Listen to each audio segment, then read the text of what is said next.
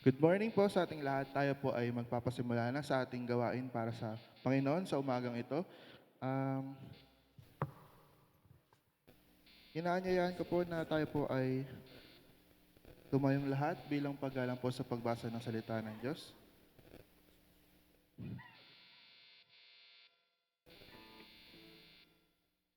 Ito po ay matatagpuan sa Awit, chapter 84.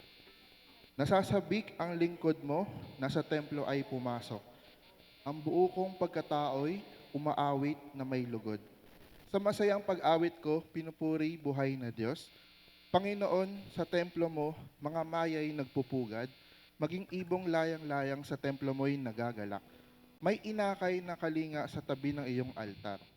O Yahweh, Hari namin at Diyos na walang hanggan, mapalad na masasabi, silang dooy tumatahan at palaging umaawit, nagpupuring walang hanggan.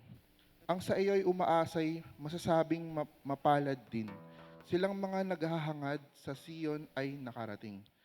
Habang sila'y naglalakbay sa tigang na kapatagan, tuyong lupa'y binabaha sa maagap na pag-ulan. Habang sila'y lumalakad, lalo silang lumalakas. Batid nilang nasa Siyon ang Diyos nilang hinahanap. Dinggin mo, dinggin mo ang dalangin ko, O Yahweh, makapangyarihang Diyos. O ikaw na Diyos ni Jacob, dinggin mo ang iyong lingkod. Basbasan mo, aming Diyos, itong hari naming mahal. Pagpalain mo po siya pagkat ikaw ang humirang. Kahit isang araw lamang mas gusto ko sa templo mo, kaysa 1,000 araw na iba ang tahanan ko. Gusto ko pang maging bantay sa pinto ng iyong templo, kaysa ako'y tumira sa bahay ng mga palalo. Pagkat ang Panginoong Yahweh, pag-asa at sanggalang, kami pinagpapala mo sa pag-ibig mo at dangal. Hindi siya nagkakait ng mabuting mga bagay sa sino mang ang gawain ay matuwid at marangal. O Yahweh, ang Diyos na makapangyarihan sa lahat, ang magtiwala sa iyo'y masasabing mapalad. Tayo po ay manalangin. Dakilang Diyos, aming Ama, kami po ay nagpupuri, nagpapasalamat sa oras nito. Salamat, Panginoon, sa bagong kalakasan, sa bagong araw, Panginoon, na kung saan, Panginoon, meron kaming pagkakataon upang pasalamatan ka, paglingkuran ka. Nagpapakumbaba kami, Panginoon, sa oras na ito. Hinihingi namin ng tawad ang lahat ng aming mga pagkukulang, ng mga pagkakasala, mga bagay na hindi po kaaya-aya sa iyong harapan, Panginoon. Patawarin mo kami, linisin mo kami, O Diyos, upang sa oras na ito'y maging karapat-dapat kami sa aming pagsamba sa iyo sa umagang ito.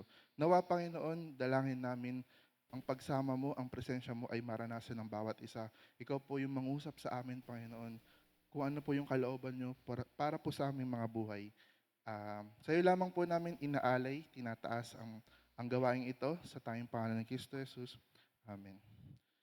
Tayo po ay ngayon magpuri at magpasalamat sa Panginoon sa pamamagitan po ng pag-awitan. Yan, praise God. Maraming salamat, Kuya Ryan. At salamat sa Panginoon sa oras na ito na muli tayo nagsama-sama upang magbigay papuri sa Panginoon. Tayo po'y maghanda at ating ibigay ang ating pinakamataas na papuri at pasasalamat sa Panginoon. Palakpakan po natin ang Panginoon.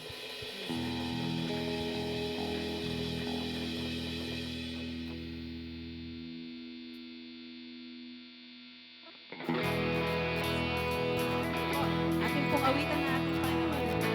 Bigay natin sa Kanya ang pinakamutas sa papuri at pasasalamat. Karapat-dapat lamang.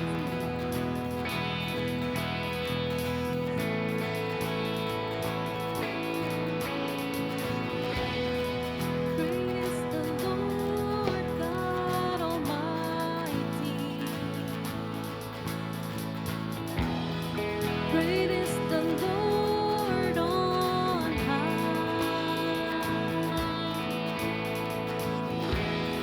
Train of His robe fills the temple.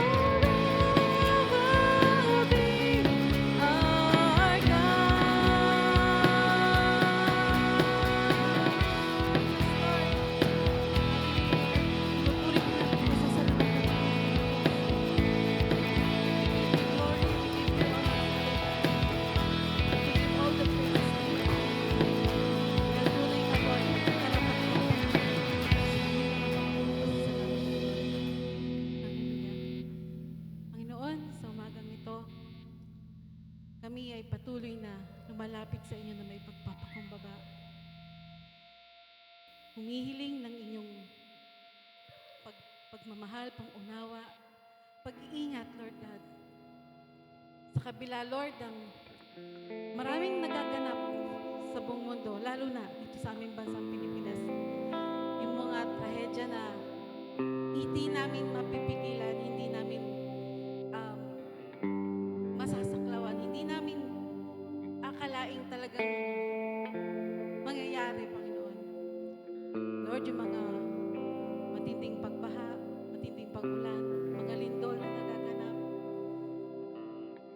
Tunay nga, Lord, na pinapakita mo lamang, Panginoon, na sa kabila ng ito, sa kabila ng mga pangyari ito, alam namin na nariyan ka, na nakahawak, nag-iingat sa amin, Panginoon. Hindi lamang sa mga nangyayari sa paligid, kundi sa mga buhay din namin. May mga bagyong dumarating, mga pagsubok. Pero Lord, alam po namin na kapag kami patuloy na magtitiwala sa inyo, patuloy na itataas namin sa inyo lahat ng mga kabigatang ito.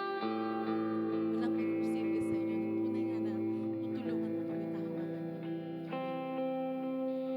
Kaya nga po, Lord, turuan mo po kami na talagang magkaroon ng full na pagtitiwala sa inyo. Na darating may mga pagkakataon na wala kaming ibang gagawin kundi magtiwala sa inyo dahil alam namin na ikaw ang gagawa para sa amin. Maraming salamat sa pag-ibig mo. Maraming salamat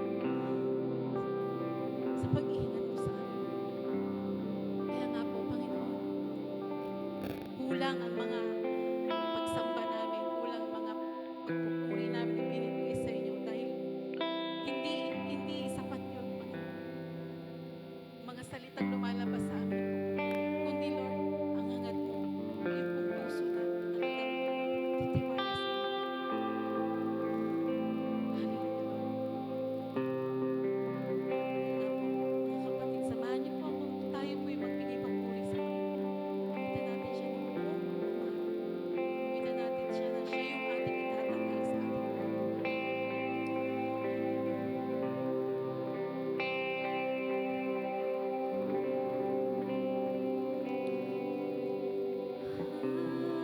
Hide me now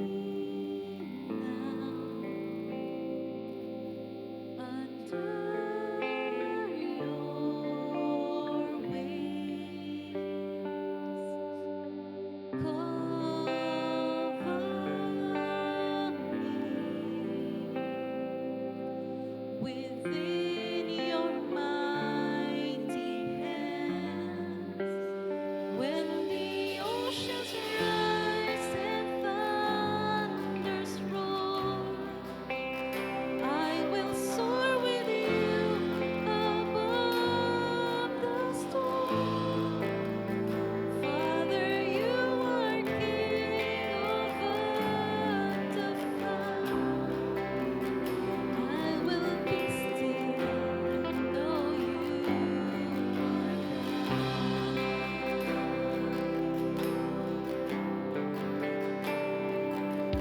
Find rest, my soul,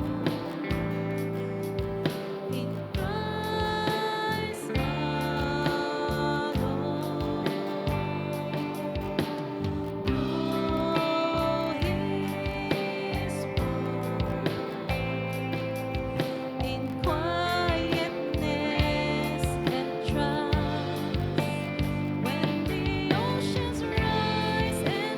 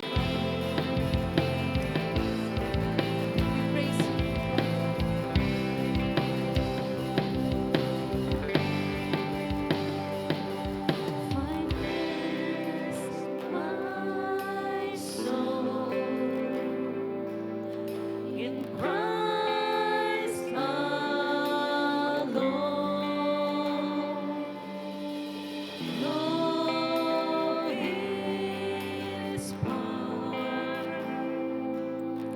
in quietness and trust. When the oceans rise and thunders roar, I will soar with you above the storm. Father, you are King over the flood. I will be still and know you are God. When the oceans rise and thunders roar, I will soar with you above the storm. Father, you are King over the flood. I will be still and know you are God. When the oceans rise and thunders roar, I will soar with you above the storm. Father, you are King over the flood. I will be still and know you are God. I will be still and know you are God. I will be still and know you are God. Yes, Lord. Hallelujah, Lord. Salamat, Panginoon. Lord God. Hallelujah, Lord. Kaya nga po, Lord, sa umagang ito, sa araw na ito, amin pong itinataas, Lord, ang aming mga buhay sa inyo. We commit our lives to you, Father God, na ikaw ang siyang patuloy na manguna sa amin, na ikaw ang siyang patuloy na talagang gumabay sa amin. Ikaw ang makita sa aming mga buhay, Panginoon. Hallelujah. Tunay nga ikaw ang aming Diyos na buhay, na laging naririnig sa amin. We thank you, God. We glorify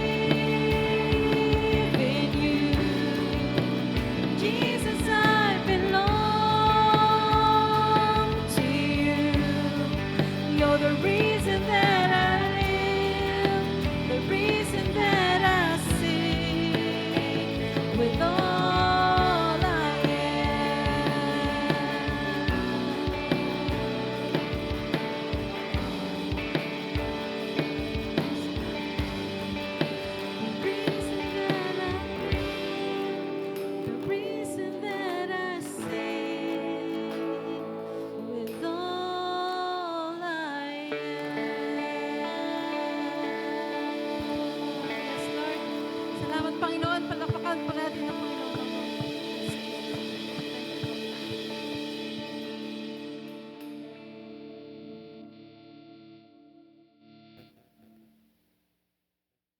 Sama-sama po tayong dumulog sa presensya ng ating Panginoong Diyos. Ama namin Diyos na makapangyarihan sa lahat, kami po ay naririto, Panginoon, papakumbaba sa inyong harapan. Kami po ay humihingi, Panginoon, ng habag. Humihingi, Panginoon, ng mga bagay na hindi naging kaaya-aya sa aming harapan. Humihingi ng kapatawaran, Panginoon, sa mga kaisipan, Lord, na amin pong mga nagawa, mga pagkilos, Lord, na hindi po namin nakontrol ang aming mga sarili. Yung mga bagay, Panginoon, na mabubuti, ngunit hindi po namin nagawa. Yung mga bagay, Lord, mga salita, nagawa namin sa aming mga kapwa, mga panghuhusga, Panginoon, sa mga bagay na kung saan ay hindi na namin saklaw. Patawarin niyo po kami, Panginoon, sa aming mga pagkukulang. Patawarin niyo po kami, Lord, sa hindi po namin nagampanan ang mga bagay na dapat namin nais gawin. Patawarin niyo po kami, Panginoon, sa mga oras, O Diyos, na nalaan po namin. Sa mga oras na nagugol namin sa walang kapakinabangan, Panginoon, sa inyong gawain. Hingi po kami, Panginoon, ng kapatawaran. Patuloy, O Diyos, na mabago, Panginoon, ang aming puso't isipan araw-araw. Humihingi po kami, Panginoon, ng kalakasan nagmumula sa inyo. Dahil alam po namin, Lord, na hindi po namin kayang gawin ito sa pamamagitan, Panginoon, ng aming mga sarili. Kaya po kami, Lord, naririto sa inyo, Panginoon, papakumbaba, hihingi ng kapatawaran. Patuloy, O Diyos, na umaasa, Panginoon.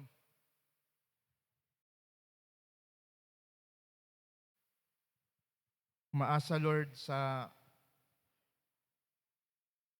biyaya sa araw-araw naming buhay. Dalangin namin, Panginoon, ang bawat isa, anuman po ang aming mga nararanasan, may mga bigat sa aming puso, Panginoon. Meron mga kalungkutan, mga karamdaman, O Diyos, na hindi po namin maipaliwanag kung ano po ang nangyayari sa aming mga pangangatawan. Yung mga gastusin, Lord, sa araw-araw,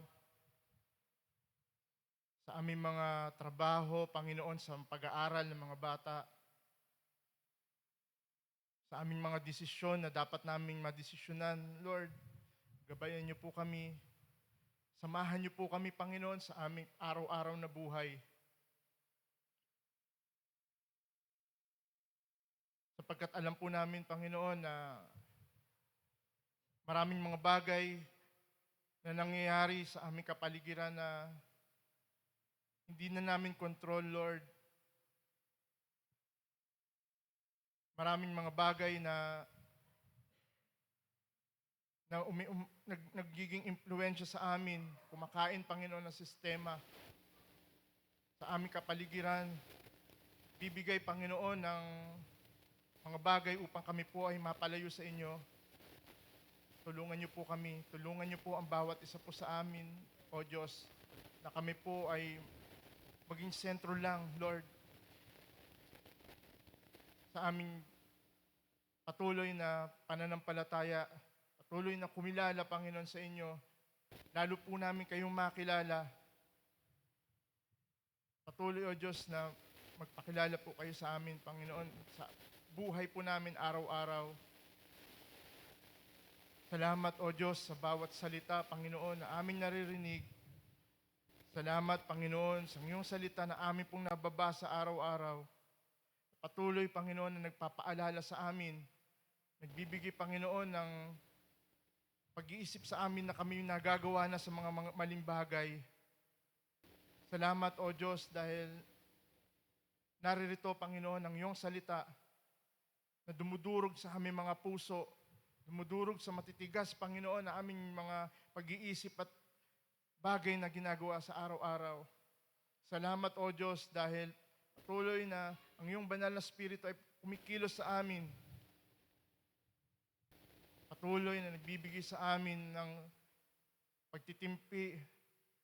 Patuloy na nagbibigay sa amin ng pagmamahal upang mahalin ang bawat kapwa po namin, Panginoon.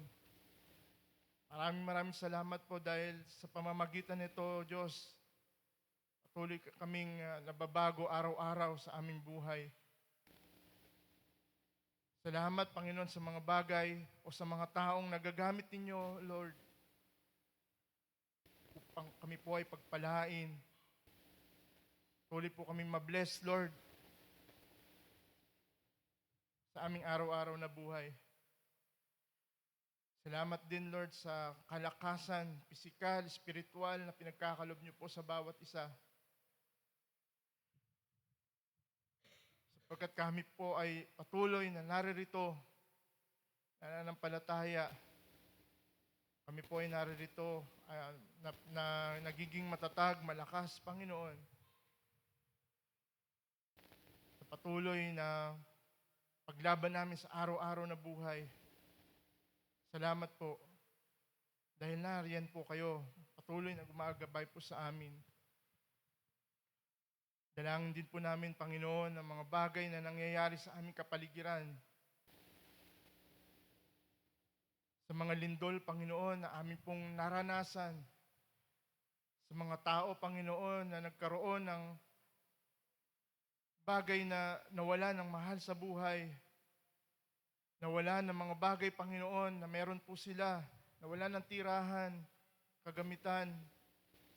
Nawala ng pag-asa, Panginoon, dahil sa sakunan nangyari po sa kanila. Dalangin po namin, Lord, abutin po ng inyong mga kamay bawat tao, Lord, na nakaranas nito.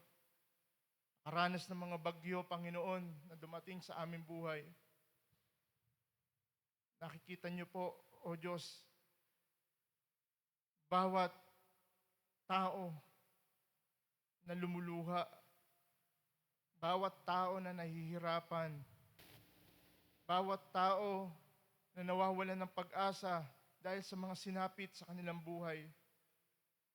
Lord, madalangin po kami na naway maabot, Panginoon, ng iyong kamay, mga taong ito. Ang iba doon, Panginoon, ay lugmok na sa kahirapan. Dumagdag pa, Lord, yung mga bagay na ganito sa kanilang buhay. Panginoon, dalangin din po namin nawa ang gobyerno ay patuloy na kumilos, Panginoon, ayon sa nararapat. Maibigay, Panginoon, sa mga tao yung nararapat na para sa kanila. Makamtan, Panginoon, nawa na bawat taong nahihirapan, yung para sa kanila na nagmumula sa gobyerno. Dalangin po namin yung bawat liderato na upo sa gobyerno ay magampanan po nila, Lord, ang kanilang mga tungkulin.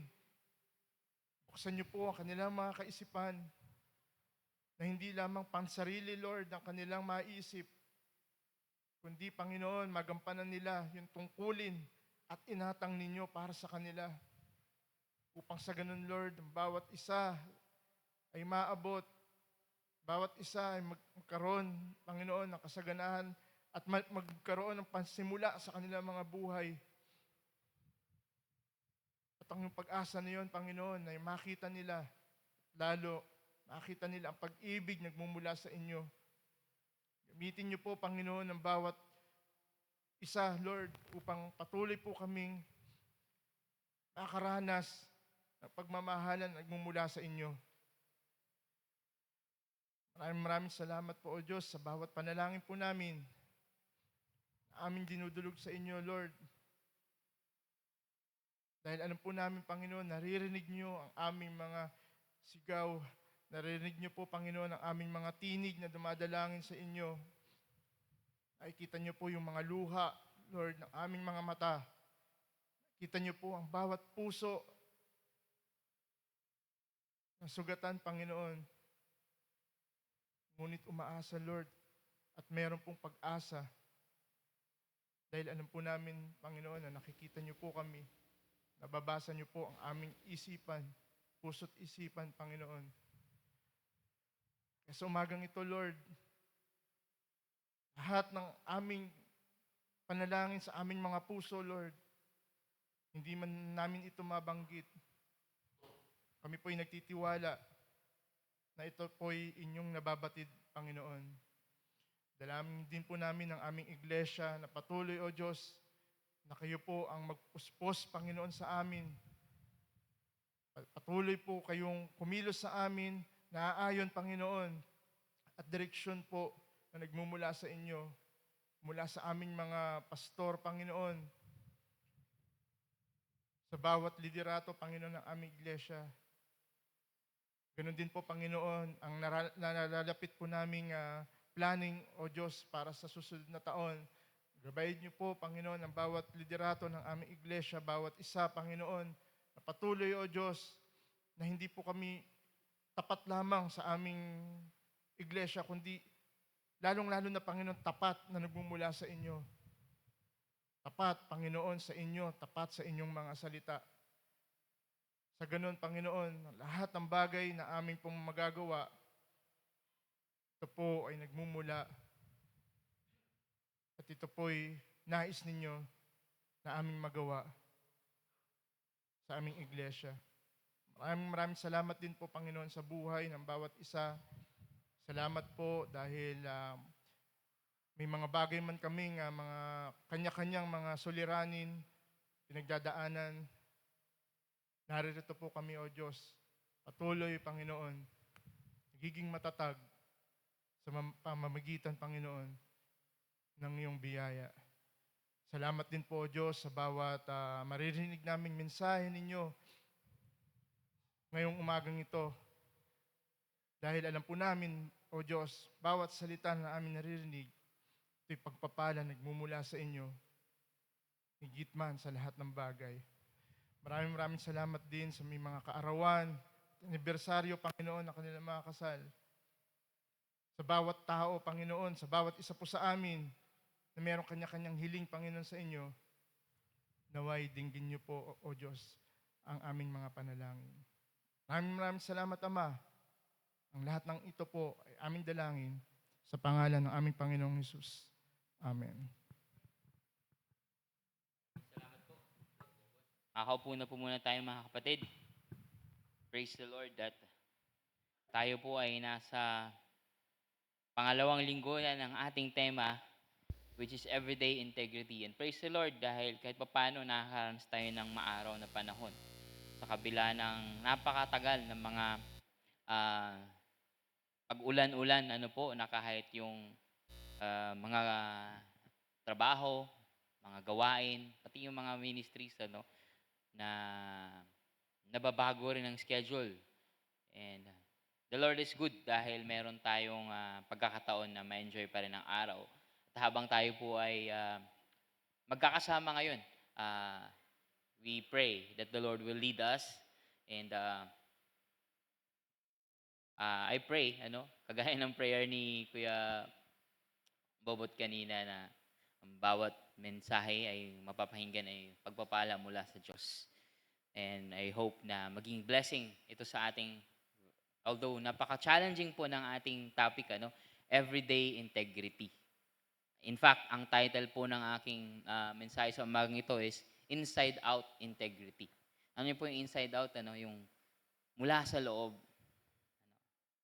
hanggang sa labas. At nabanggit na po natin last time yung kung anong itsura ng integrity pagdating sa Bible. It's being discussed in a lot of areas sa Biblia, pero let's just say that integrity sa Biblia is living with an undivided heart before God. Ang integridad ay ang pamumuhay na buong buo ang puso mo para sa Diyos, ano, hindi ka nag-aalang, kumbaga walang pagdududa para sa Diyos ang iyong buhay.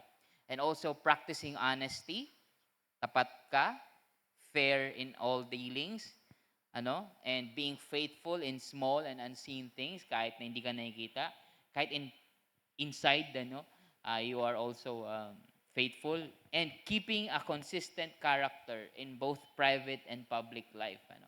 Kung sino ka sa bahay mo, ganun ka rin sa labas. And, we're not saying na mag-iiba ka ng na parang magiging inappropriate ka na kung gaano ka kaingay sa loob ng bahay, ganun ka rin kaingay sa labas kahit nasa kumakain ka sa sa McDo o kaya na sumasakay ka sa tren, ganun ka rin kaingay. Hindi naman yun yung point, ano. But who you are, yung ikaw, yung karakter mo, hindi yung mga habits mo necessarily, ano. We are talking always about this dahil napakahalaga nito, and yung integridad naman sa totoo lang, it's not just a character, it's not just a value na kailangan meron tayo, kundi yun ang sumusukat sa kabuuan nating pagkakristyano, eh. Hindi na lang pagkatao, di ba? And the problem is, may mga taong ang Christian integrity nila, yung integridad nila bilang Kristiyano ay misinformed, meaning mali yung pagkakaunawa o hindi pa ganun na-disciple, na yung kanilang piety o yung kabanalan na tinatawag natin is very personal and private. Wala namang problema kung ang yung kabanalan ay meron talaga sa personal and sa private mo na buhay. Ang problema, if you think that that is the main point of being a Christian with integrity, na wala kang pake sa nangyayari sa paligid mo, or paglabas mo ay magkompromiso to the point na parang wala ka rin masyadong sinasabi, ano? That having no impact in their families, in their surroundings, ano, at the same time. Also, on the other hand, there are also people na yung Christian integrity naman nila is also misinformed, pero hindi lang sa inside, ano, kundi more so doon sa outside. Ang piety nila, ang kabanalan nila is yung uso ngayon na word, performative. Ano? You're just performing it, or you think you're actually it, but wala kang development sa loob ng buhay mo. So it's a performative piety or performative Christianity or a performative integrity, which is a very oxymoron pag pinagsama mo. Pero yung integridad ba nila, walang solid na pundasyon dito sa kanilang kaluluwa or in their souls. Walang solid foundation. It has something to do with your relationship with God, of course, with how you understand the teachings of Jesus, but that's not the point of our discussion today. Because our discussion today will be taken from a psalm, no?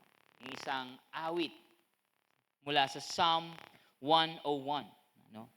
Our passage will teach us about inside-out integrity. Integridad mula sa loob palabas, both in private and in public. With that, anyahan ko po kayong lahat na tumayo at babasahin po natin ang ating passage sa umagang ito, which will be taken from Psalm 101. Ano? Ang salmong na matatagpuan na nasa 101.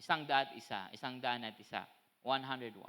Babasahin ko po mula sa New American Standard Bible. At sinasabi po doon sa ibang mga subscript na superscript na ibang translation that this is a psalm of David, ano? Pero dito po sa NASB wala pong nakalagay na ganoon. So babasahin ko po, I will sing of mercy and justice. To you, Lord, I will sing praises.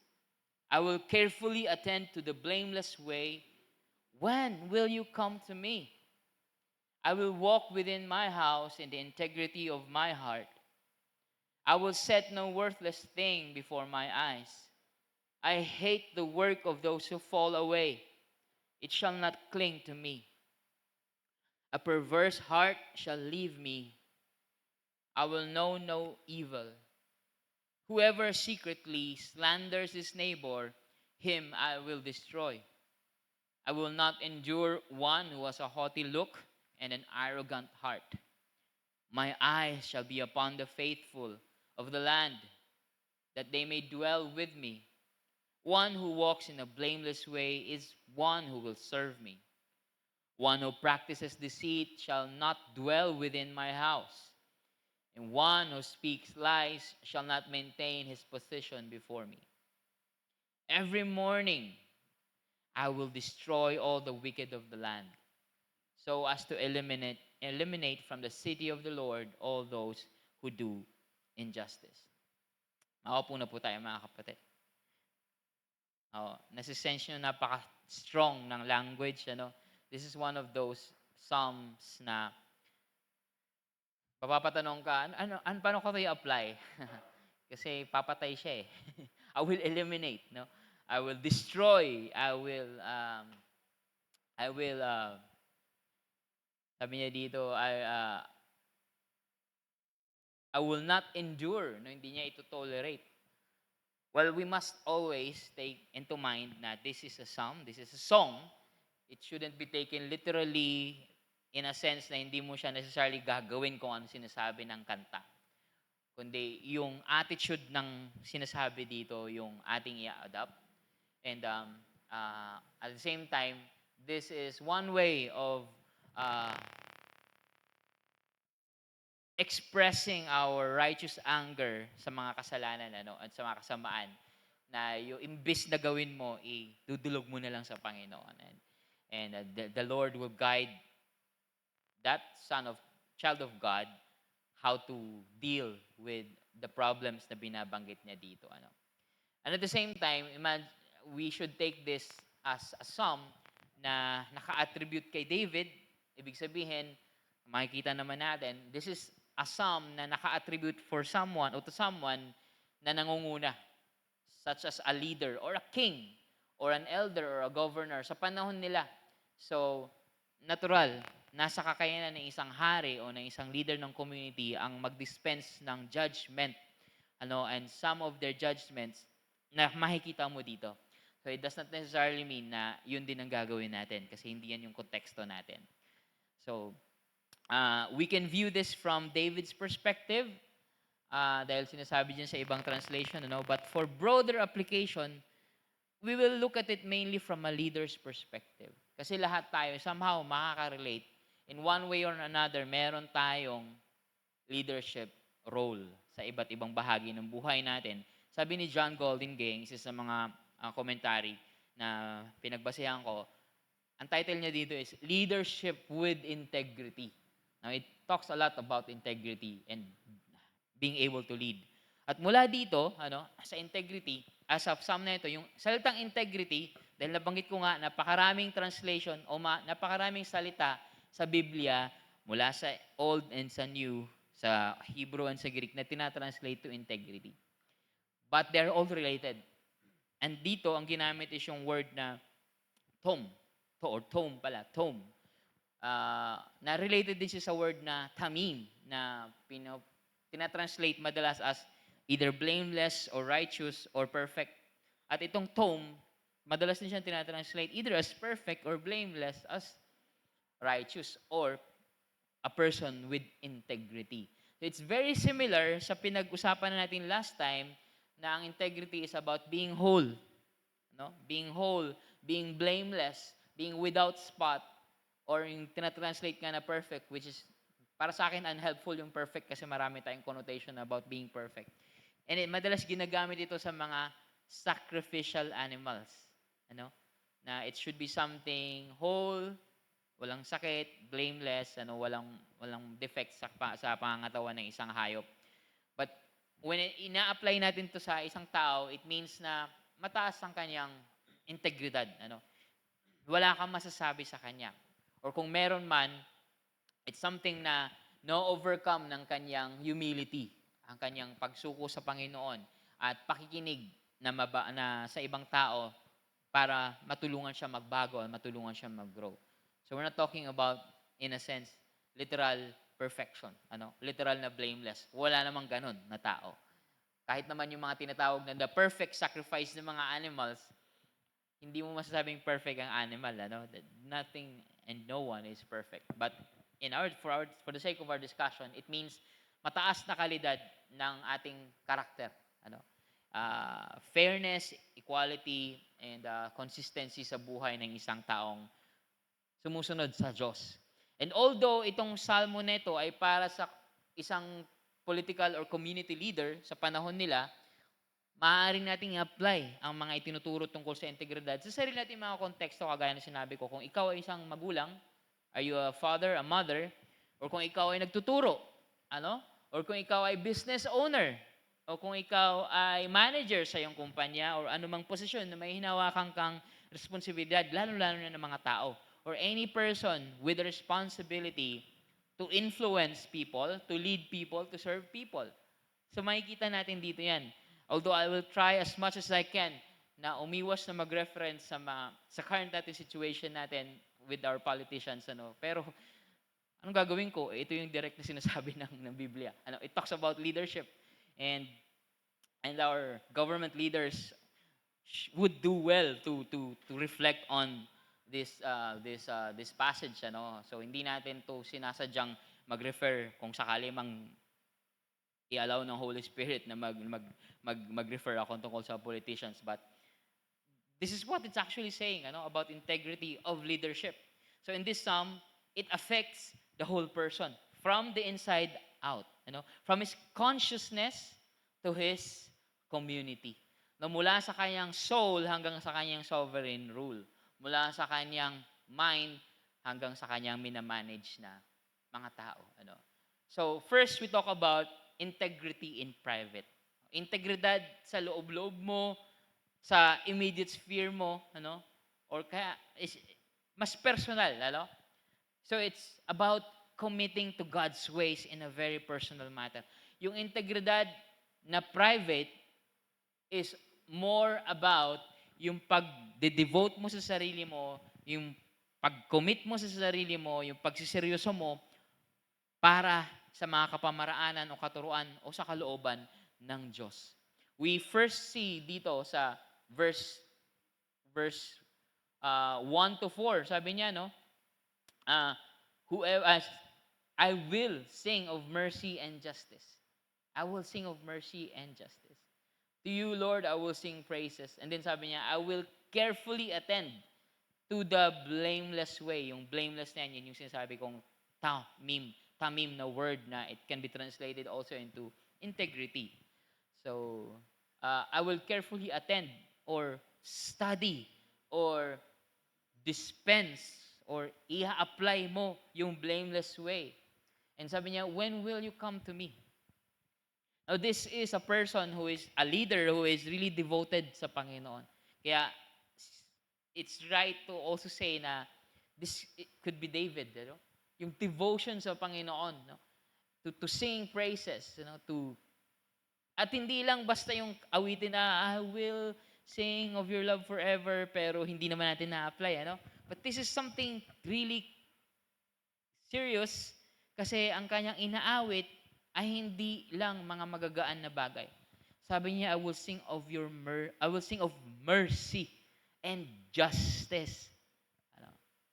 And this is not necessarily something na light lang because this is mercy and justice. And to you, Lord, I will sing. Sabi nga nabasa kong komentary, ikaw ba, kaya mo bang titigan ng Panginoong Diyos kung nasa harap mo siya? At sasabihin mo sa Kanya, Lord, I can sing of mercy and justice. Lord, mahabagin ako at mahustisya. Kaya mo bang titigan ng Panginoong Diyos? Or even, if i-declare mo lang sa prayer, I think this man is so devoted to God that he can say this, that he can sing praises. And I will carefully attend. Pag-aaralan ko at i-apply ko ang integridad. And then sabi niya, when will you come to me? Now, for so many passages of Psalms, sa mga salmo, sa mga awit, ang daming mababasa about a person going to the temple to meet the Lord. But dito sa isang unique occasion, ang Lord ang gusto niyang dumating. Ano? Di naman siya, di naman ganun ka-rare kasi I think sa Psalm 93 and sa Psalm 98, I think yung ending nila, it talks about the Lord coming. Ano? Pero hindi personal. Ito, ang uniqueness nito is about yung personal na pag-visit sa Kanya ni Lord, which means for us more than just yung last days na pagdating ni Lord, kundi yung palaging pagsuyo ng Panginoon sa atin, pag-comfort ng Panginoon sa atin, yung paparanas niya sa atin that He is there kahit sa anumang pinagdadaanan natin. So this guy, this psalmist, this leader, or kung si David man ito, really is devoted to the Lord. Ano? And so, makikita natin ng kanyang integridad, ang leader na to ay mini-maintain niya at ini-emphasize niya na nag-uumpisa ito dito sa puso. Yung integridad, mag-uumpisa sa puso. Kasi dito naman talaga, lalabas kung ano yun makikita yung kung ano meron. And also within the house, sa immediate niyang tahanan, sa kanyang nasa paligid niya sa bahay, This is a commitment a person makes before God at si God lang ang makakapag-verify niyan. Yung integridad na ay kailangan ma-appreciate ng ibang tao. No, that's different. This one, si God lang nakakaalam niyan eh. Yung integridad natin dito sa puso, ang Diyos lang makakapagsabi niyan. Amen po ba? Meron bang nakakita ng puso natin kung ano talaga nalalaman ng puso natin?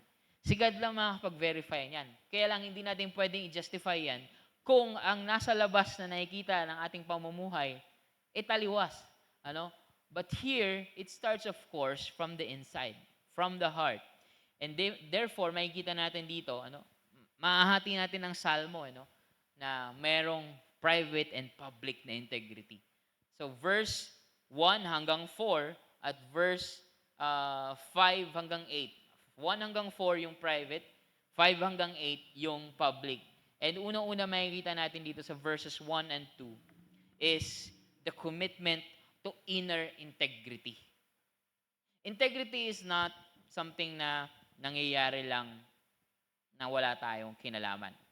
It's something na kailangan nating pagsumikapan. But more than that, it's something that we should commit to before the Lord. Yung seryoso kang hinihingi mo ito sa Lord at ginagawa mo rin ito para sa Diyos. The commitment to inner integrity. Sabi niya, I will sing of mercy. Binasa natin kanina yan hanggang sa I will carefully attend. O mas magandang translation. I will carefully study. Sabi doon, to the blameless way. And well will you come to me and I will walk within my house. Sa sarili niyang tahanan in the integrity of my heart. Many people who are actually supposed to be ma-appreciate mo sa labas ng bahay pero sa labas ng sa kanilang mga kung sa company man or sa leadership position kahit saan, the first is that you should look at how he is o who he is sa loob ng kanyang pamilya. May oras ba siya sa kanyang pamilya? Is he devoted to God, to the teachings of the Lord within his family? Mamaya madadaanan pa rin yan sa second half kasi influence pa rin. Pero let's talk about what does your children, what do your children say about you in terms of your faith? How do they see you as a follower of Jesus? What does your wife or your husband say about you in terms of your relationship with your God? Are you devoted? Do they see you as someone with integrity in your heart? So it starts with ikaw mismo, you commit yourself. Committing to inner integrity that your household will experience what is happening in your heart. Your household your household is the first context, the first people who will experience what is going on in your heart. Kung emotionally unstable ka, kung bagsak ang integridad mo, kung malabo ang iyong pakikitungo sa Diyos, mararanasan yan ng mismong pamilya mo. Tama po ba? Mararanasan yan. And I don't have to hear amen because studies upon studies and other testimonies can attest to that. na kapag malabo ang iyong pananampalataya at paikitungo sa Diyos, mararanasan niya na yung pamilya sa iba't ibang klaseng pamamaraan. You can be a good provider but it fails sa isang area. You can be a good example sa isang area pero you will also fail in this. You can protect them pero you cannot lead them in a good way. There are other areas. I'm not saying na kailangan perfect ang ating mga magulang o ang mga nangunguno sa pamilya. But do you have that kind of commitment na naka-align ka sa Panginoong Diyos? Hindi necessarily perfection, but direction. Na nakasusog ka sa kalooban ng Panginoong Diyos. So, commitment to inner integrity is something that happens privately. Pangalawa, rejection of evil influences and distraction. Yung ayaw mo ng mga kung ano-ano mang distraction and influence na makakasira ng karakter mo. Sabi sa verse 3, I will set no worthless thing before my eyes. Wala pang iPad nun. Wala pang cellphone nun. Pero sabi niya, I will set no worthless thing before my eyes. Yung mata natin at yung tenga natin at kung ano pa man, kung saan pumapasok yung nagsishape ng ating utak at puso, what are the things? Are they worthless or are they something that gives us meaning or nadidisciple tayo ng pinapakinggan natin? Nothing wrong with being entertained. Nothing wrong if you want to watch entertainment or listen to some jokes for a meantime. We do that a lot, no? Lahat naman tayo. But what is something that shapes you as a person? Sabi nung leader, I will set no worthless things before my eyes. Pag walang makakakwenta-kwenta na bagay, hindi na niya paatupagin yon. I hate the work of those who fall away. Bilang leader ng kanyang tahanan, sabi niya, hindi ko gusto ang mga gawa ng mga taong hindi stable sa pagsunod sa Diyos, of those who fall away. It shall not cling to me. Meaning, hindi ako may impluwensyahan ng mga taong yun. Nang walang seguridad sa kanilang pananampalataya sa pagsunod sa Diyos. Now, of course, take note always take note. This is a leader, context ng isang leader na nangunguna, and he's talking about integrity. We're not talking here about mission, na of course, it doesn't mean na hindi ka na makikitungo or di mo nasasamahan yung mga taong nahihirapan at nagsistruggle sa faith. No? That is not what we're saying here. And also, sa dulo, titignan natin, we should always, overrule everything here under sa teachings ni Jesus Christ. But so, titignan lang muna natin how this leader actually is expressing his integrity sa pamamagitan ng awit na ito. So, commitment to inner integrity, rejection of evil influences and distractions, also hating and renouncing sin. No, sa loob ba ng tahanan nyo, kinamumuhian nyo ba yung kasalanan? O hinahayaan yung magkompromiso from time to time? The same way din doon sa evil influences and distraction.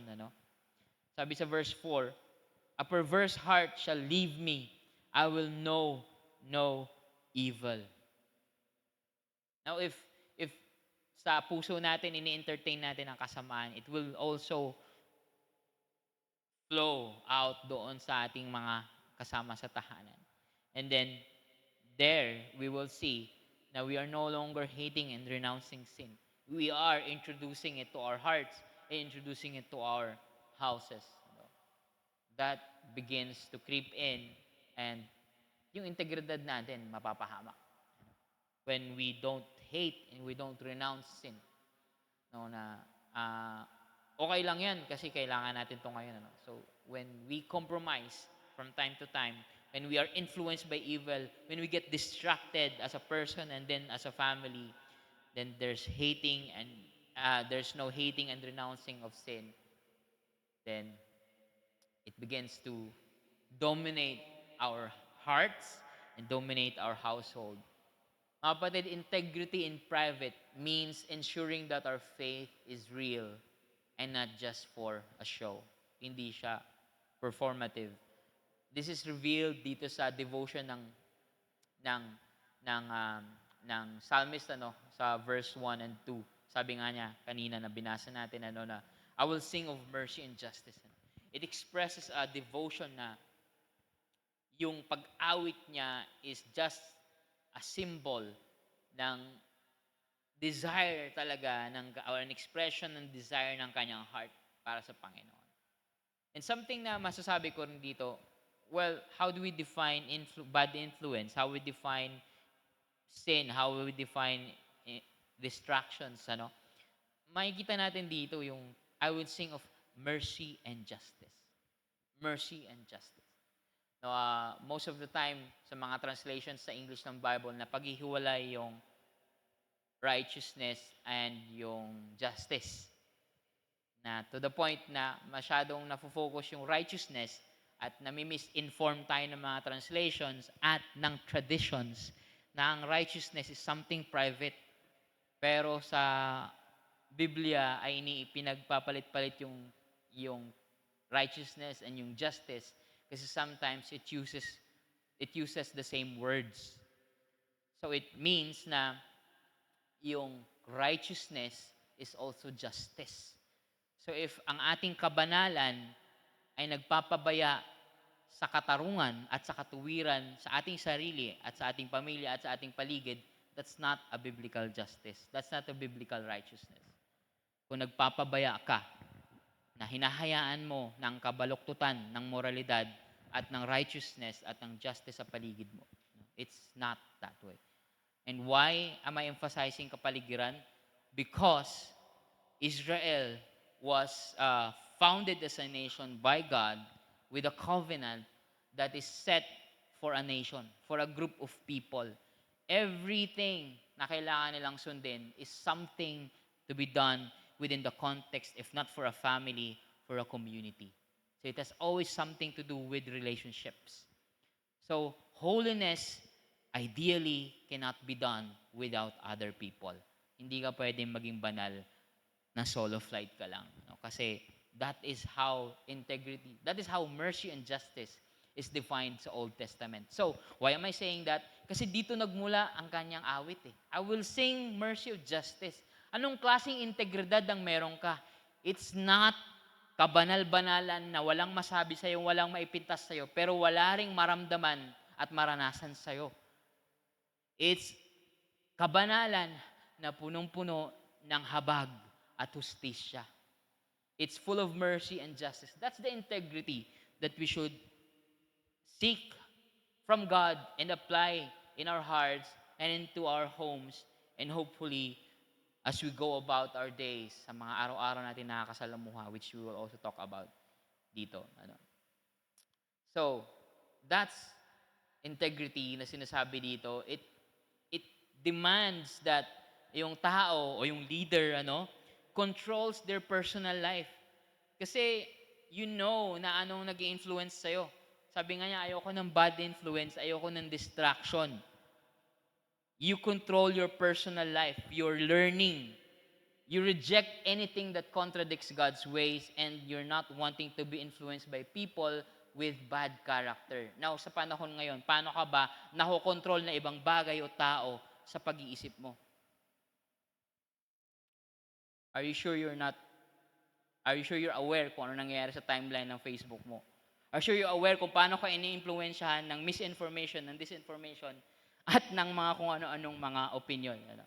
Are you sure that your faith about, your understanding about God is not dictated by other people na mali yung pag-unawa sa Biblia? Are you sure about those things? Because those are also bad influences. Those things also contradict God's ways. It controls you even. It controls your mind, controls your heart. Having integrity sa personal life means, of course, nandiyan yung control ng Diyos. Pero responsible ka rin na hawakan, bantayan ang puso mo at ang isip mo. Hindi ka basta-basta naniniwala sa kung ano-ano lang sabi-sabi. Hindi alam mo yung biases mo. Wala namang taong walang bias, pero alam mo sana kung anong biases mo. Tapos, ilatag mo yan sa katuruan ng Diyos. Ito bang bias ko ay magandang bias? O bias ko sa paborito kong tao? Bias ko sa paborito kong pananaw. Bias ko dahil dito nakikinabang ako. Bias ko dahil dito. Bias ko to dahil dito. Itong nag-work sa akin for survival ng mga panahon na kailangan ko mag-survive. So kung aware tayo sa ganun, pwede naman yun eh. We can be honest about it and ilatag natin. Tignan natin ang sinasabi ng Panginoong Diyos. Kasi if not, we're not aware of other factors na nagkocontrol sa atin, then malayo tayo sa psalmist na ito. He rejects anything na worthless or mag-iimpluwensya ng kasamaan sa buhay niya. Now, if what we are holding sa ating mga puso, what we are believing, influences us to overlook yung mga kasalanan, yung mga pangyayari sa paligid natin, yung injustices, okay lang yan. At least nagbe-benefit tayo. Okay lang yan. At least ligtas tayo. That's wrong. Kasi kinokompromiso mo yung katuruan ng Diyos for the sake of other things na sa tingin mo mahalaga na hindi naman yan ang tinuturo ng Panginoong Diyos. Diba? How you assess the growth of your child. Kasi that's within you. Paano mo sinasabing ito ang mga mahalagang values na meron sa bata? Eh kung nasanay tayo sa iba na, ay okay lang yan. O nasanay tayo sa hindi, kailangan pahirapan yan. O kailangan higpitan lang for the sake of paghihigpit. That's also wrong. So, what influences us? What controls our thoughts? We should be aware of those things. And we come to the Lord lagi. Hear His word, pray to Him, ask Him to lead our paths, to trust Him and to direct our paths, na magabayan tayo that hindi naman talaga natin totally makokontrol yung mga pangyayari sa buhay natin and yung mga nafe-feed sa atin, but kung seryoso tayo dito, we're intentional in doing it, and also the Lord is there for us to help us to keep our integrity na nakabase sa mercy and justice. Hindi nakabase sa kung saan. Ang integridad na nakabase sa mercy and justice, then we need God. And we need also our own commitment to that kind of integrity. So, yun kapatid. Mag-uumpisa sa loob kasi it will flow from the outside. Hindi natin pwedeng pagsumikapan na maging mukha tayong a person with integrity outside kung wala tayong solid foundation. Yung soul natin hindi naka-align sa Panginoong Diyos at sa Kanya mga katuruan. Number 2, integrity in public. It is leading with God's ways. No, ang pag-lead naman hindi necessarily may position ka. Ang pag-lead naman hindi necessarily ay meron kang malaking responsibilidad o malaking tinahawak ang tao. Leading can be something na nakakasama mo sa mga tao mo o meron kang certain influence sa kanila. So, as a father, as a mother, as a boss, as a manager, or as a teacher, yung inner attitudes mo, yung private integrity mo, mag-aapaw o aapaw sana yan hanggang sa pakikipagtungo mo sa ibang mga tao. In carrying out our responsibilities as we influence the community with the ways of God. Ano bang ini-influensya natin sa kanila? Kanina sabi ng tao, ng psalmist dito, ayoko ng masamang impluensya. Ngayon naman, siya naman ang mag-i-impluensya. Paano yun kung ayaw mo ng masamang impluensya, pero ikaw pala, masamang impluensya din. Sana hindi naman ganun. And that is not what this psalmist is saying. Because, paano niya i-influensya yung nasa paligid niya? Again, reminder, this could be a king or a governor or a community leader. So, kung harsh man ang sasabihin niya, doon natin yan itabi sa context na yan. And we flesh out the principles at i-apply natin sa sarili natin. Sabi niya doon, whoever secretly slanders his neighbor, I will destroy. Sisirain ko ang mahilig sa chismis at naninirang puri. Rejecting secret slander and gossip. Sa mga nasasukupan ba natin, tinotolerate ba natin ng chismis at slander?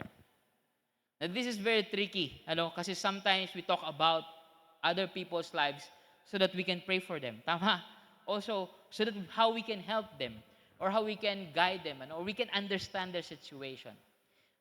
Sometimes yung gossip, mas maintindihan mo siya kung mas honest kayo what you really feel inside. Why am I talking about this other person? Am I really intending for the good of that person? That's why I'm talking about it. Yes, okay, good. Then, kahit papano, pasado ka na sa kalahating, masasabi mo na hindi to chismis. Now, kahit magandang intention mo, ang sinasabi mo ba ay talaga nakakatulong? Kasi kung hindi, pasok pa rin yan sa chismis. Kasi kung nakakatulong naman, then that's good. Nakakatulong na intindihin siya, nakakatulong na ipaliwanag mo sa taong makakatulong sa kanya. No, that's good, that's okay. But it comes from the heart. Ikaw makaka-gauge nun. Kaya nga, pinagtabi siya doon sa whoever secretly slanders his neighbor, then that's slander. That's, meron kang evil intention, or kung hindi man siya sa intention, yung approach mo, nakasama pa. Gusto ko lang naman siyang ganito. No. Kung makakasama siya sa tao, wag mo nang sabihin. Especially sa panahon ng social media, kung wala namang mababago, wag mo nang sabihin. Wag mo nang i-comment yan.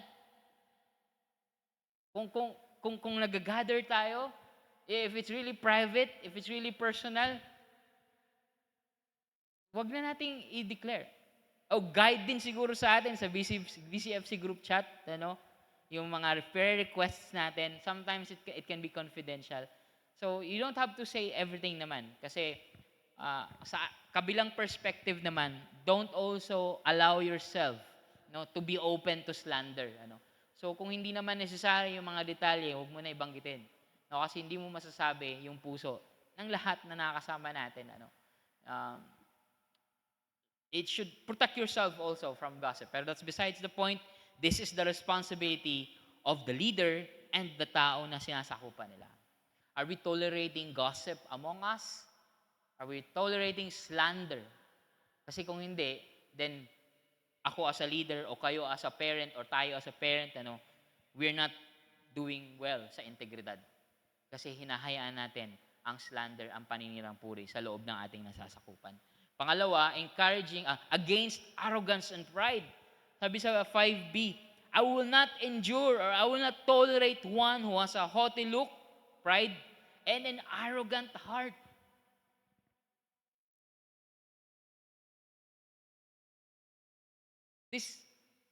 This is something, serious kasi may, sabi natin, do not judge. Pero dahil yun sa out of context natin na pag-interpret. Pero we have to judge the value. Kailangan nating i-judge. Kailangan nating gamitan ng wisdom kung ito ba tama ba na suportahan kong taong to. Tama ba na i-tolerate ko yung galaw ng taong to. Tama ba na okay lang sa akin ang leader na ito. If he is proud, if he is arrogant, bakit tayo kumakampi sa mga arrogante at mga mayayabang? Bakit yung mga binoboto ng mga tao mayayabang at mga arrogante? O bakit yung mga nasasakupan natin, hinahayaan natin na maging arrogante at mayayabang? That's the application here. Again, hindi ko to sinasabi dahil gusto ko lang magpatama sa mga politiko. This is as close as it can get sa application natin. To hate arrogance and pride sa public spaces natin. Especially sa mga nasasakupan natin. Sa pamilya natin, sa trabaho, o kung tayo ay nagtuturo. This is something that we should teach to our kids. Arrogance and pride should be something that we are against of. Pangatlo, encouraging faithfulness and integrity. Now, this is a positive aspect naman. Sabi sa verse 6, my eyes shall be upon the faithful of the Lord of the land, that they may dwell with me. One who walks in a blameless way is one who will serve me. Now, as a leader sa panahon nila, ini-empower, ini-encourage, at pinapasama niya yung mga taong tapat, yung mga taong namumuhay din sa integridad. Meaning, pinapaligiran niya ang sarili niya ng mga taong may integridad at tapat sa Diyos. Kung i-apply natin ito sa buhay natin, this is something that we are also encouraging other people. The people who are faithful, the people who are, may mga struggle pero nandun yung integridad nila, then i-empower mo sila, encourage mo sila, bigyan mo sila ng tungkulin kung kaya at kung meron silang kakayanan, meron silang gift doon. Ano? It means na nire-reward natin yung integridad at katapatan sa Panginoong Diyos. Hindi natin nire-reward yung arrogance at yung pride. Ang nire-reward natin yung integrity and righteousness and mercy. So minsan kasi sa loob ng isang pamilya o sa loob ng isang simbahan o sa loob ng isang komunidad, baliktad Ang nadi-discourage pa ang gustong magsalita tungkol sa kagandahan o sa kabutihan o sinusulong yung katuwiran. Sila pa yung napapahirapan. Yung iba nag-resign na lang. Ano? Kasi ang naghahari ay ang kasinungalingan at hindi katapatan. Ano? That happens in a lot of ways. Wala tayong laban dyan minsan kapag yung nangunguna pa ang nangunguna sa kasamaan at kasinungalingan. Ano? But still, we should rebuke, we should counter that with our kung sa ating kakayanan, i-empower natin, i-encourage natin yung mga nasa paligid natin who have integrity. And then lastly, at least dito sa binabanggit, di pa pala, second to the last, against falsehood and deception. Na-related kanina doon sa sinasabi ko, we should be against falsehood and deception sa mga nasasakupan natin, sa komunidad natin, sa pamilya natin. Sabi sa verse 7, one who practices deceit shall not dwell within my house. Na hindi na lang to necessarily literal niya ng bahay, because this is a leader. One who speaks lies shall not maintain his position before me. Hindi ko bibigyan ng posisyon yung sinungaling at manluloko. Again, ang hirap na hindi maisip ang gobyerno. Kasi that's the direct application here. Ang hirap din na hindi natin maisip ang sarili natin. Are we tolerating lies and falsehood around us? Hinahayaan ba natin ang kasinungalingan at kalokohan at pangluloko at pang-iisa, panglalamang ang magwagi sa ating kapaligiran, lalo-lalo sa ating mga nasasakupan? That's something that we should work on if we want to have integrity in public spaces. And lastly, making justice consistent and a daily priority o everyday integrity. Yan yung ating tema, di ba? Sabi sa verse 8, every morning, sa ibang translation, morning by morning. Now, it's not just new mercies I see, but morning by morning, sabi ng leader na to, I will destroy all the wicked of the land. Ganong kaseryoso tong haring ito sa pagpupurga ng kanyang bansa o komunidad mula sa kasamaan. I will destroy, paparusahan niya ang mga masasama. So as to eliminate from the city of the Lord those who do injustice, sabi niya. So ano yung masasama? Yung mga gumagawa ng injustice, yung mga nangaalipusta, yung mga nagpapakasasa sa yaman at the expense of the poor, yung mga nangaabuso sa kanilang kapangyarihan na may nasaapakan at nasasaktang iba. That's injustice. At ikukunik natin yung falsehood, lies, pride, arrogance, those things ay araw-araw daw parusahan o gustong parusahan ng leader na to. Ang lupit no? Banal na kalupitan. And of course, again, sa konteksto ng hari, hindi necessarily literal natin gagawin.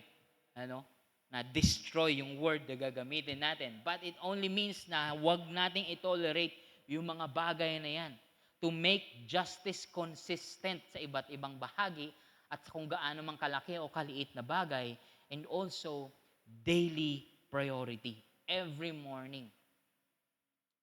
This is something can be done sa ating mga tahanan, sa ating mga trabaho, sa ating mga nasasakupan. Integrity in public means using our responsibilities or roles to actively and daily address evil in our own community. Now, hindi lang, of course, we should inspire. Of course, we should encourage. We should also confront evil. Na hindi yan integridad kung wala tayong pagko-confront. Wala tayong integridad kung pinapabayaan lang natin yung kasamaan sa paligid natin. Itong Psalm na ito, yung Psalm 101, it encourages us in rebuking corrupt or arrogant individuals within our own spaces and communities. Kung gusto mong i-apply pa yan beyond sa isang bansa, okay lang, go ahead. But we must maintain a consistent commitment to justice. Meaning, it starts within us, din in our houses. Sumisigaw ka ng katarungan kung hindi ka naman makatarungan sa kapatid mo. Sumisigaw ka ng kapayapaan, walang kapayapaan sa tahanan mo. Sumisigaw ka ng accountability. Sarili mong responsibilidad, di mo asikaso. Now, I'm not saying na hindi na natin ma-hold accountable yung mga tao dahil lang sa imperfections natin. Pero we're talking about integrity. We're talking about integrity. It's between you and God. Are you even hearing yourself when you shout, I hate injustice? When in a very simple way, you become unjust sa kaklase mo o sa katrabaho mo. Mahilig kang manlamang. And now, you shout against corruption. So it also goes, it goes both ways eh. Mag-uumpisa ka yan dito sa loob-loob mo, and then aapaw yan papunta sa labas. Pero hanggat na umaapaw yan sa labas, lagi ka rin dapat babalik sa sarili mo. Kasi nakakahiya rin naman. Mahiya rin naman tayo. When we talk about injustice and evil, but we are not doing that in our own spheres, in our own heart. That commitment is inconsistent. That is not integrity. So, again mga kapatid, we should be careful with our integrity both in private and in public. But it should start with our private lives as we go about sa ating public lives. But at the same time, mas kumukomplikado na yung pangyayari sa public. This should call us to always go back to our own private lives naman. Hindi siya magtatapos. Para hindi naman natin mapapabayaan ang sarili natin. Kasi sometimes, kapag napupuno tayo ng responsibilidad, napapabayaan natin ang sarili nating integridad. Something that we should not forget, that this psalm is teaching us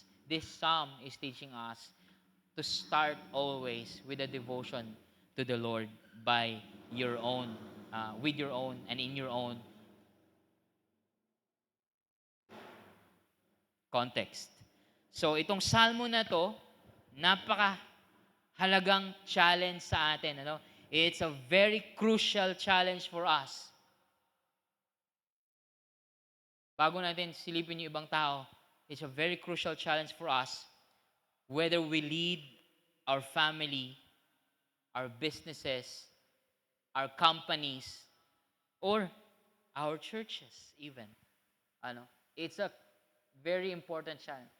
Something na kapag pinag-uusapan nakakahiya. Kung hindi lang ako inaatasan ng Diyos, hindi ko ito i-preach kasi ako mismo nahihiya. To talk about this. It's something that we're all struggling with. I guess the Bible wants us to be perfect, but it also understands us that we are all in a journey towards that. And the Lord will work His grace in our hearts. It also reminds us, mga kapatid, na yung devotion natin sa Panginoong Diyos ay magresulta dapat sa integridad na consistent dito sa puso at sa paligid. Private and public. Consciousness and community. It also invites us, tayo bilang mga Kristiyano o tayo bilang simbahan, to use this very prayer. Kasi we're talking about everyday integrity. We're talking about inside-out integrity. We're talking about not just private but also public integrity here. Now we use this prayer. Let's start here to pray along this psalm. Panalangin natin tong salmo na ito to hold our own leaders. Ako, as a pastor, kami as leaders, kung sino pa man yung nangunguna nagtuturo, ano? Or your parents, or your community leaders, or the leaders of our country, to hold them accountable to the highest standards, refusing to tolerate corruption and expecting that integrity is a daily, a morning by morning priority, sabi sa verse 8. Now, may application sa atin at may application sa paligid natin. And somehow, as we pursue that, we should always pray na walang maghihiwalay dyan. Na hindi maghihiwalay yung pag-pursue mo na integridad sa sarili mo at integridad sa ibang mga tao. Kasi, mas maganda kung mas ma-integridad ka doon sa mas makokontrol mo. Tama? Doon sa unang-una sa sarili mo munang sphere. Ano? But of course, again, kagaya ng sinasabi ko na ngayon, we must not get distracted with the fact na itong salmong ito ay nagtuturo sa atin na mag-umpisa. We begin with ourselves. And then, in our own families, in our workplaces, in our communities, where we ourselves are responsible. Na tayo ang merong influence, merong kakayanan na mag-encourage o mag-discourage, mag-empower, mag-reward sa kabutihan o mag-palala ng kasamaan at mag-tolerate. Ano? So we must always make sure na yung tension ng integridad between ourselves and our communities, maganda yung flow. Hindi yung lagi nating napupunay ibang tao sa labas but we're not looking at ourselves. At the same time, we're only looking at ourselves at wala tayong paki sa ibang tao. That's also something na hindi tinuturo dito sa Biblia. Our integrity should also influence the people around us. Kahit nga hindi natin seryosohin yung integridad natin, it will always influence the people around us. Ang question na lang, are we influencing in a good way or in a bad way? Kung wala tayong imik, it's still a bad influence. Kung pinapabayaan lang natin yung injustice sa paligid natin o kasinungalingan o misinformation, it tells something about us. It also influence other people to just look the other way kapag may kalupitan, kasamaan na nangyayari sa loob ng ating tahanan o sa komunidad o sa kabuuang realidad. Ano? So, we should reflect on that. Again. Integrity is about wholeness, about perfection, about blamelessness, ideally speaking. But the same Bible who talks about perfection, who talks about blamelessness, who talks about righteousness in a perfect sense, ay ina-attribute ito kay Job, ina-attribute ito kay David, ina-attribute ito kay Paul, ina-attribute ito sa kahit sino-sinong mga karakter sa Biblia na nakikita din natin na bumagsak, na may mga flaw, na may mga imperfections. It only means na this is a journey and we should always factor in the grace and the forgiveness of the Lord. Not just to forgive us, but to transform us along the way. Huwag tayong ma-stuck dun sa forgiveness, but to ask His guidance so that we can be transformed into integrity, into a Christ-like character. And because I mentioned Christ, itong pinaka-importante mga kapatid, we must always go back to Jesus. Kasi Psalms pa lang to eh. Salmo to. Ano? At isa to sa mga bagay na sinabi ni Jesus na lahat ng yan ay tumutumbok sa akin.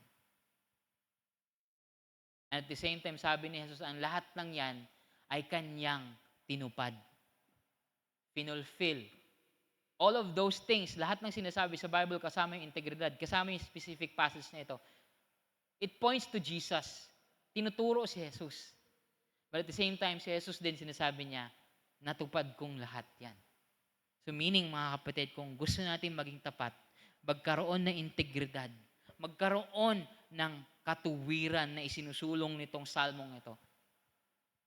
Ang specific na dapat nating i-apply, ang literal, kung we're talking about literal things. We go to Jesus, andun siya literal na integral ang kanyang ginagawa. Integral ang kanyang misyon. Integral ang kanyang pagkilos, ang kanyang pagmamahal, ang kanyang hustisya. At we are not talking about the justice system of this world. We're talking about the justice of the King of Kings. We're talking about the mercy of the King of Kings. We're talking about the love of the King of Kings. So, mga kapatid, yung integridad ba ng pagkakaunawa natin tungkol sa sarili natin at yung integridad ng pagkakaunawa natin sa paligid natin, sa mga nakikita natin sa iba't ibang mga tao, sino ba standard natin? Ano ba standard natin? Si Jesus ba? Kasi kung hindi si Jesus, marami makakalusot. Kung hindi si Jesus, marami malalayo. Marami tayong matotolerate. Pero pag si Jesus, tinignan natin how He loved, how He served, how He executed righteousness and justice. I was talking about, meron akong classmate from Vietnam, bumisita siya dito nitong nakaraan. Nung theological forum namin sa ATS. And then, nagkape kami after, kinabukasan.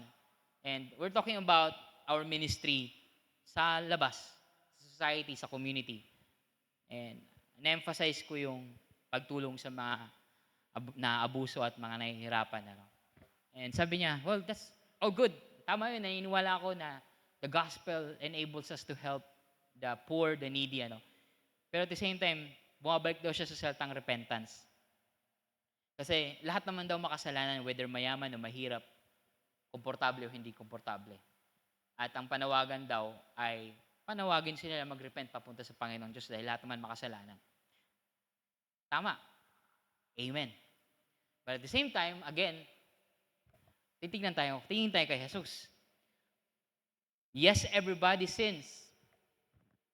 Yes, everyone has moral failures.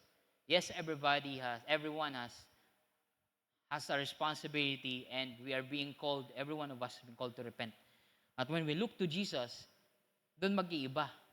I'm not saying na may excuse sa repentance. No, everybody should repent. But we should look at the approach of Jesus. Kanino siya mas galit? Kanino siya mas nananawagan ng accountability? Kanino siya mas mahabagin? Kanino siya mas nag-o-open ng kanyang puso? Kanino siya mas nakikinig? Kanino siya mas pasensyoso? I'm not saying this is fairness, I'm not talking about that. I'm talking about extending grace to those who need the most. That's the kind of justice and mercy and standard of repentance, of approach, and integrity that we should. Kasi madaling mag-overlook Madaling mag-excuse kapag we are looking for fairness. Bakit lagi lang mahihirap? Yun din naman, anuhin natin, tao rin naman sila. Nagbabayad din naman ng tax yan, My friends, Jesus was well aware of the system that is going on in their society. Bago pa man dumating yung mga Marxism or kung ano pa man, Jesus was well aware of the abuses of his society, of the religious abuse and the government abuse, of the colonial abuse na meron sa empire na meron sila, of the military abuses, of the leadership abuses in their community. Aware si Jesus. And aware si Jesus na may mga naaabuso, naaalipin, naaapi. And that is why magkaiba ang approach niya. So that is the kind of integrity that we should look to. That is the kind of integrity that we should apply to ourselves. Si Jesus yun may masasagot pa ba tayo? Unless you are prepared to say na, hindi, mali si Jesus dyan. Then go ahead. But unless we are faithful, we want to be as close to Jesus as we follow Him. Then tignan natin yung approach niya. And then that same integrity and standard, i-apply natin sa mga tao na nasa posisyon. Kasama na ako doon as your pastor. I-apply natin sa paligid natin. I-apply natin sa mga nangakong maglilingkod sa bansang ito. Hindi man sila Kristiyano, yes. Pero is that the kind of righteousness and mercy or justice that we want to uphold and we want to tolerate as Christians? So, lagi tayong babalik kay Kristo pag pinag-uusapan yung integridad. Kasi kahit sino pwede magsalita tungkol sa integrity. But Jesus was very wise. Jesus is God. He is God. I mean, His standard is the standards of God. Madali kasi ma-confuse, ma-cloud, at marami tayong maisisingit na excuses kapag pumunta lang tayo doon sa God na word. No? Pero pag pumunta tayo sa specific na word, si Jesus Himself, doon magkakaalaman ng specifics, magkakaalaman ng righteousness, magkakaalaman ng tamang approach. Sino ba talaga? Ano ba talaga? Paano ba talaga natin i-apply ang integridad sa ating buhay? Jesus will always be the final standard of everything that we do, so that we can say, I am trying my best by God's grace, to walk, sabi ng psalmist dito, to walk within my house in the integrity of my heart. So, public, private, look to Jesus for our integrity. Let's pray. Father, thank you po sa inyong pagtuturo sa amin sa umaga, sa tanghaling ito. Patuloy niyo po kami bigyan ng iyong biyaya, pamatagumpayan namin ang aming sariling katamaran, sariling mga biases, sariling mga kasamaan, at sariling mga kabiguan, para patuloy na lumakad na may integridad sa pagsunod sa inyong mga itunuro sa amin. Ito po aming dalangin sa pangalan ni Jesus. Amen.